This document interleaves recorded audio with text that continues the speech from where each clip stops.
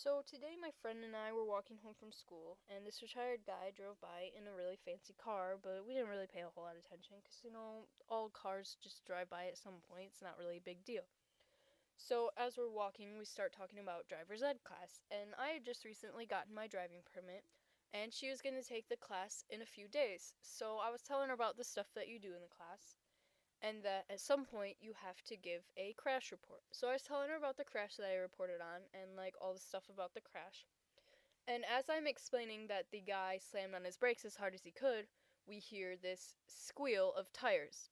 And we look up in time to see. And we're met with the sight of the really fancy car from earlier rear ended by a now completely totaled car. Oil starts leaking all over the road, and a guy from across the street comes up asking if everybody's okay. And the guy in the fancy car was okay, so he goes back to the total car.